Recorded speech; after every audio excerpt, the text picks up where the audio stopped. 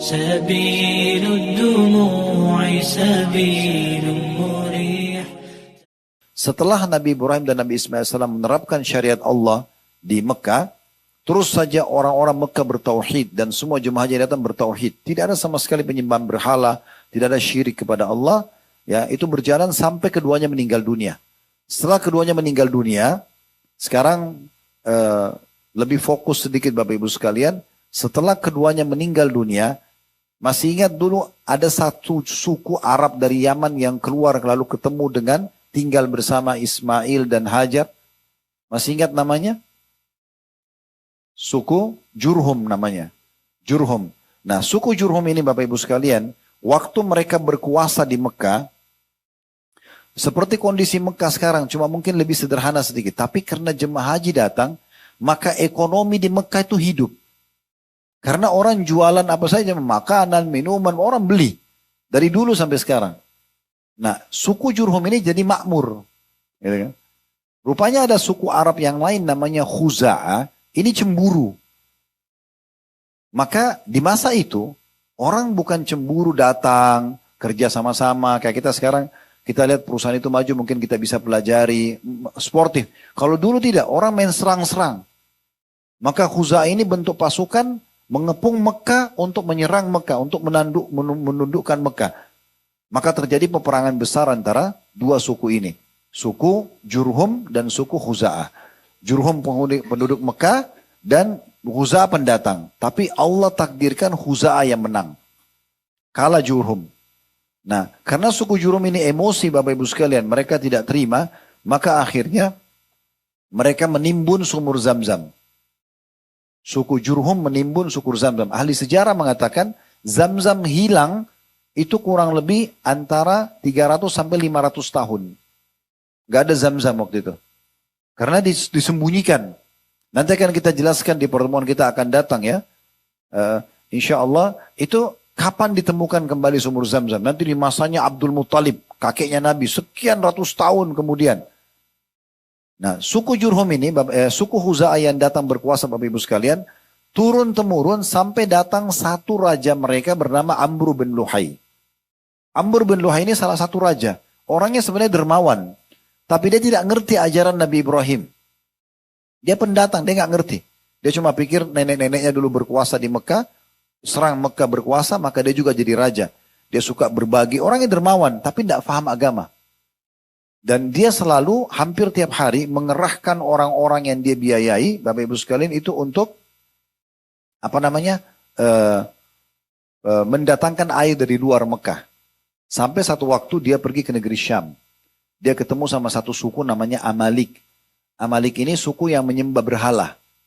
Lalu Amr bin Luhai tanya, apa ini yang kalian sembah? Kata orang-orang negeri Syam itu, suku Amalik ini perantara antara kami sama Allah. Jadi kami tidak sembah berhala lain, tapi kami jadikan perantara antara kami sama Allah. Jadi kalau kami butuh hujan, kami minta kepada patung ini, nanti patung ini yang sampaikan kepada Allah. Ini tentu kebodohan ya, karena patung itu dia yang pahat, dia yang ukir, dia yang kasih nama, kalau rusak dia yang perbaiki, tapi dianggap sebagai Tuhan. Sekutunya Allah gitu ya. Makanya dikatakan orang-orang musyrik, orang-orang yang menyekutukan Allah. Maka Amr bin Luhai bilang, kalau begitu juallah beberapa Tuhan kalian kepada saya, patung itu. Karena di Mekah kami nggak punya air. Maka dia mulai beli patung, Bapak Ibu sekalian, pada saat itu. Dan dijadikan atau dia bilang sama penduduk Mekah, ini adalah patung ya yang bisa mendatangkan hujan buat kalian. Mendatangkan air buat kalian. Dan dia membawa beberapa patung. Maka mulailah orang-orang Mekah, Bapak Ibu sekalian, menyembah patung itu. Ini kesyirikan pertama. Jadi dia yang mengajar, merubah ajaran Nabi Ibrahim dan Ismail alaihissalam. Ya. Dan patung pertama yang dimasukkan di Mekah itu diberi nama oleh Amr bin Luhai dengan Hubal. Nama patungnya Hubal. Nanti kita akan jelaskan di perang Uhud, Bapak Ibu sekalian. Bagaimana Abu Sufyan waktu menang, melawan muslimin, dia mengatakan telah menang Hubal. Maksudnya Tuhannya mereka itu patung yang pertama kali ditaruh oleh Amr bin Luhai gitu ya. Dan Setelah itu Amr bin Luhai masukkan banyak sekali patung-patung di Mekah. Bahkan lebih dari itu, Amr bin Luhai menyuruh penduduk Mekah untuk membuat patung sendiri. Jadi orang Mekah harus buat patung. Setiap suku buat patung sendiri, sampai berkembang setiap keluarga buat patung sendiri, sampai diizinkan dan diperintahkan penduduk Mekah untuk transaksi patung di pasar. Nah dengan ini seluruh orang Mekah mulai menyembah patung walaupun mereka tahu Ka'bah itu rumahnya Allah. Mereka tahu yang ciptakan langit dan bumi Allah. Bapak Ibu kalau hidup di masa itu ketemu sama Abu Lahab, Abu Jahal. Lalu tanya siapa yang ciptakan langit dan bumi? Mereka bilang Allah. Ya. Tapi kalau ditanya lalu untuk apa patung-patung? Ada 360 patung di Mekah waktu Nabi SAW lahir. Itu kalau ditanya lalu kenapa patung-patung ini? Mereka bilang ma na'buduhum illa liyuqarribuna ilallahi zulfa. Kami nggak sembah kecuali kami jadikan perantara antara kami sama Allah. Allah nggak butuh perantara Bapak Ibu sekalian. Apalagi benda mati. Allah langsung diperintahkan kita oleh Allah untuk berhubungan dengannya. Makanya Nabi SAW mengatakan mintalah segala satunya dari Tuhan kalian Allah walaupun tali sendal kalian. Tali sendal putus minta sama Allah. Makanya Umar pernah tali sendal putus mengatakan ya Allah tali sendal saya putus gantikanlah. Dari mana kita tahu kalau doa kita diijabah? Allah subhanahu wa ta'ala kalau kita lagi sakit Bapak Ibu sekalian kita bilang ya Allah sembuhin saya tidak akan lemparkan obat dari langit. Allah juga kalau kita bilang ya Allah mudahin jodoh Allah tidak lemparin manusia. Atau kita bilang ya Allah berikan saya rezeki Allah tidak akan lemparin uang gitu kan. Lalu dari mana? Ada satu sistem Allah buat namanya sunnatullah Bapak Ibu sekalian. Sunnatullah itu proses ya. Misal contoh kita lapar. Kita bilang ya Allah hilangin lapar saya. Tidak tiba-tiba laparnya hilang. Allah mudahin kita dapat makanan. Kita kunyah dulu. Ditelan di tenggorokan, diproses usus baru laparnya hilang. Nah itu namanya sunnatullah sistem. Maka kalau kita bilang ya Allah sembuhin saya, Allah buat kita bertemu dengan seseorang atau kita baca informasi tentang dokter, lalu kemudian kita konsultasi cocok, resepnya cocok, lalu kita sembuh. Nah itu namanya sistem. Kan gitu. Kita tiba-tiba cenderung dengan seseorang, cocok, kita melamar menikah.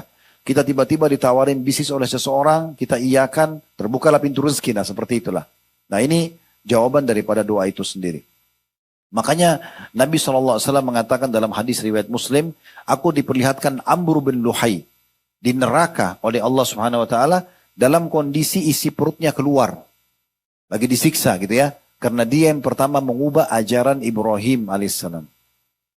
Dan dia bukan cuma sekedar mengubah ajaran Nabi Ibrahim alaihissalam, tapi dia banyak sekali memasukkan patung-patung dan menyuruh patung-patung dan memberikan nama-nama seperti ada Wud ya itu yang disembah oleh suku Kalb di Mekah, ada Suwa yang disembah oleh suku Hudzail, ada Yaguth disembah oleh suku Tai, ada juga dan penduduk wilayah Jarash, ada juga Ya'uq disembah oleh penduduk Hamazan dan ada Yathar disembah oleh penduduk Yaman. Dan yang paling ajaib ini ada kisah yang unik Bapak Ibu sekalian ya. Mungkin kalau saya lihat waktunya sepertinya kita tutup dengan kisah ini. Karena ini sedikit panjang tapi ada kisah dua patung namanya Isaf dan Na'ilah. Kalau belum pernah dengar ini nama Isaf dan Na'ilah. Dan Bapak Ibu kalau pilih nama buat anak, buat cucu hati-hati dengan nama-nama yang pernah Allah hukum. Seperti nama Fir'aun. Ya. Contoh ya. Haman, Qarun, Namrud. Ya. Hati-hati. Atau di masa kita mungkin ada orang yang meninggal dalam keadaan kafir. Jelas kalau meninggal dalam keadaan masuk neraka. Nggak boleh dipakai namanya. Hati-hati. Ya. Kita pakai nama-nama kita, nama-nama Islam. Karena itu berbahaya ya.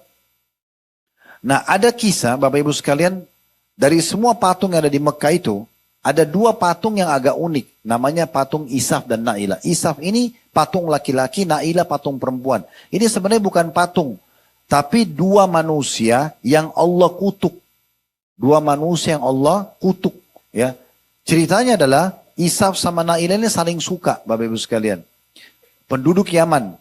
Maka Isaf ini laki-laki ini melamar Na'ilah dari orang tua Na'ilah. Tapi ditolak. Nah waktu itu perjalanan yang jauh dan jauh dari keluarga adalah haji. Maka keduanya pergi haji. Pergi ke Mekah. Dan di depan Ka'bah, di saat lagi sunyi, mereka berzina. Ya, akhirnya Allah kutuk jadi patung. Isaf dan Na'ilah. Nah, waktu awal-awal mereka dikutuk, penduduk situ masih tahu. Maka ditaruhlah Isaf di Bukit Safa, ditaruh Nailah di Bukit Marwah untuk jadi pelajaran. Ini loh kalau orang buat maksiat depan Ka'bah hukumannya begini. Tapi berjalan waktu sampai datang Amr bin Luhai, orang lupa kisahnya ini. Maka Isaf dan Nailah diangkat, ditaruh dekat Ka'bah baru disembah. Nah, ini luar biasa gitu. Mereka tidak faham tentang masalah bagaimana kisah Isaf dan Nailah. Ini kejahilan. Dan kenapa waktu di Mekah Bapak Ibu sekalian dinamakan dengan masa jahiliyah? Karena memang pada saat itu Bapak Ibu sekalian mereka sangat bodoh. Ya, sangat bodoh. Kebodohannya itu, maaf, kebodohannya itu bukan melampaui batas. Mereka menyembah patung. Kan patung itu seperti saya bilang, patung itu kan semua yang buat manusia, dibentuk sama dia yang bentuk matanya, dia yang ukir-ukir, dia yang warnahin, dia yang pikul ke tempat yang dia mau sembah, kalau rusak dia perbaiki, lalu dipanggil Tuhan. Ngomong nggak bisa, bantu nggak bisa berikan manfaat dalam Taurat. Ini bahaya sekali. Dan di masa kita sekarang banyak orang tidak sadar terjerumus dengan hal yang sama walaupun bukan patung. Sebagai contoh, mereka bilang dalam sholatnya, Iyyaka na'budu wa iyyaka nasta'in. Hanya kepadamu Allah kami menyembah, hanya kepadamu kami minta tolong. Tapi selepas sholat pergi kuburan sebelah masjidnya, minta-minta. Loh, tadi komitmen hanya kepadamu ya Allah itu mana? Kuburan Bapak Ibu sekalian dalam Islam, kita disunnahkan Nabi datang ziarah. Salam, doakan. Nah itu kita yang sunnahkan Nabi SAW. Nabi sering ulangi ke Baqi, ke kuburan syuhada Uhud gitu ya. Tapi tidak pernah Nabi ambil tanahnya, tidak pernah Nabi taruh air, disitu diambil keberkahan. Itu tidak pernah ada dalam sejarah. Kalau Bapak Ibu melihat kuburan Nabi Muhammad SAW itu ada di dalam kamarnya Aisyah. Kenapa kuburan Nabi dalam kamar Aisyah? Karena semua nabi-nabi dikubur di tempat mereka meninggal. Beda sama kita. Kita meninggal di rumah, tetap dibawa ke pemakaman. Kalau nabi-nabi nggak begitu, meninggal di situ dikubur. Makanya Nabi Muhammad SAW dikubur di kamarnya Aisyah karena meninggal napas terakhir di kamarnya Aisyah. Jadi Aisyah itu ini ranjangnya, itu kuburan Nabi. 30 tahun lebih. Nabi meninggal tahun 11. Aisyah masih hidup setelah itu di masa Abu Bakar. Abu Bakar berkuasa 11 sampai 13 Hijriah. Setelahnya Umar datang 10 tahun. Ya, dari tahun 13 sampai 23. Setelahnya Utsman datang 23 sampai 37. Setelahnya Ali datang sampai tahun 40. Ini Aisyah masih hidup. Setelahnya ada Muawiyah masih hidup. Dan di masa inilah Aisyah meninggal dunia. Belum ada satupun riwayat Aisyah mengatakan, hai muslimin ini kuburan Nabi ambil tanahnya. Hai muslimin taruh air di sini. Tidak pernah sama sekali. Para sahabat datang mengucapkan salam pada Nabi, kemudian mereka pergi. Jadi nggak dilakukan seperti sebagian muslimin sekarang. Akhirnya mengkultus kuburan itu. Orang-orang yang sudah mati, sealim apapun dia, mereka butuh sama kita. Sealim apapun itu. Bapak Ibu tahu kenapa kita baca salawat kepada Nabi Muhammad SAW? Apa itu salawat? Kita minta agar Allah tambahkan rahmatnya. Kenapa Nabi Muhammad didoakan itu? Karena Nabi sudah diampuni dosanya yang lalu dan akan datang. Karena orang yang sudah meninggal tetap butuh tambahan. Semua nabi-nabi kita bilang alaihimussalatu wassalam. Para sahabat kita bilang radhiyallahu anhum. Kenapa kita doakan mereka? Padahal mereka orang-orang soleh. Karena orang yang mati butuh doa orang yang hidup. Jangan dibalik. Jangan seakan-akan kita yang butuh dari orang mati. Keliru. Kita masih hidup, kita punya peluang untuk beramal soleh. Hati-hati nih. Ini banyak orang-orang Mekah terjerumus suruh begitu.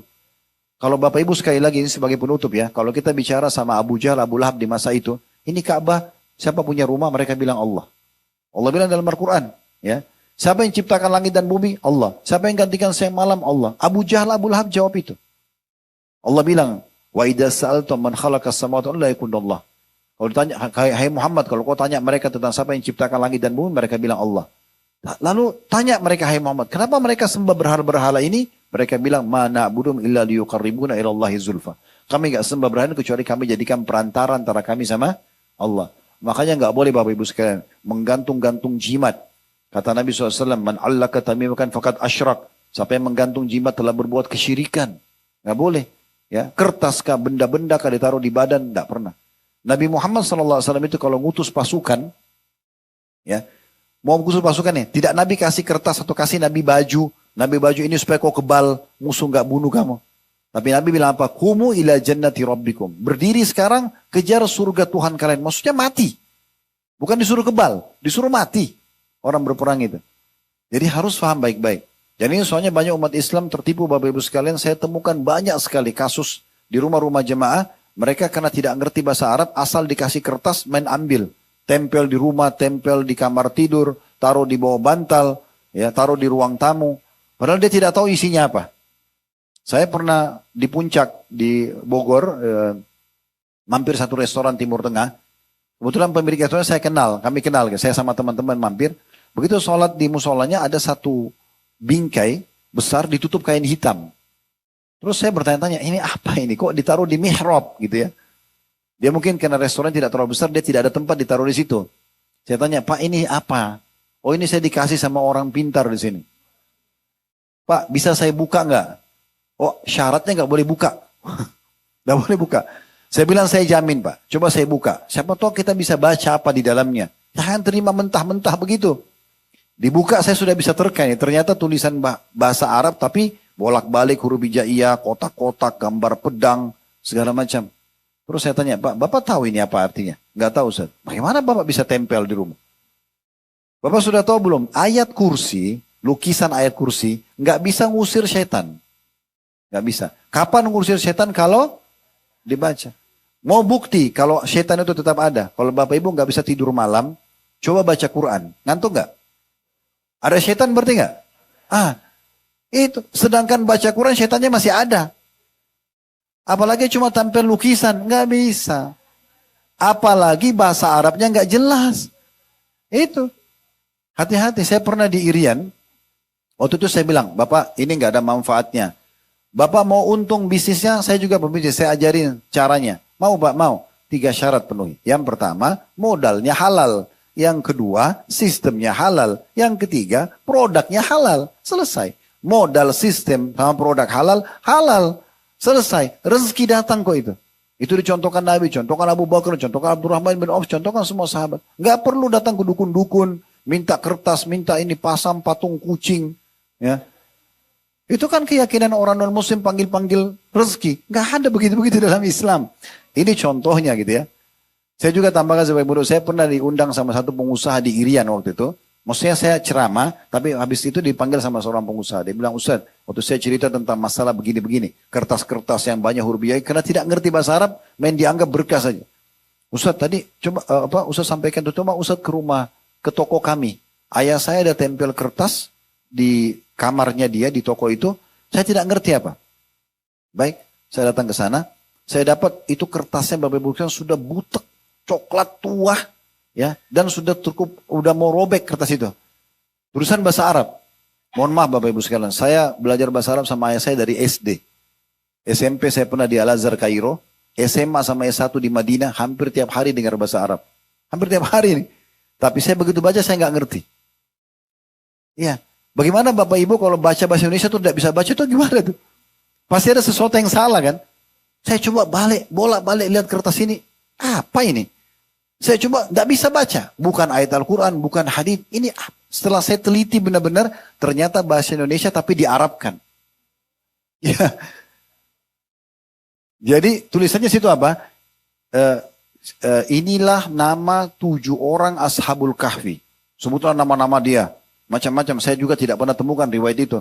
Dan ini nama anjingnya. Gitu. Ya. Dan siapa yang menempelin di rumahnya tidak akan masuk pencuri. Begitu-begitu. Saya tanya dia, toko antum ini pernah ada pegawai curi nggak? Pernah Ustaz. Nah apa manfaatnya? Tapi ini contoh-contoh Bapak Ibu sekalian. Gunakan akal sehat. Agama Islam ini agama akal sehat. Tidak ada kesyirikan seperti itu. Ya, mau suami istri sayang, sederhana. Pakai cara manusiawi. Saya kalau mau istri saya sayang, sederhana. Mata saya syahdu, lisan saya santun, tangan saya ramah. Saya dermawan, saya perhatian sama dia. Selesai, saya bisa dicintai sama dia. Dia juga sama. Nggak usah bawa fotonya ke dukun. Hanya supaya gunakan lintas alam pakai jin. Ini nggak boleh kesyirikan kepada Allah SWT. Ini pelajaran-pelajaran besar yang diambil dari kejadian-kejadian yang dari Mekah nanti. Baik, mungkin sampai sini bahasanya Bapak Ibu sekalian.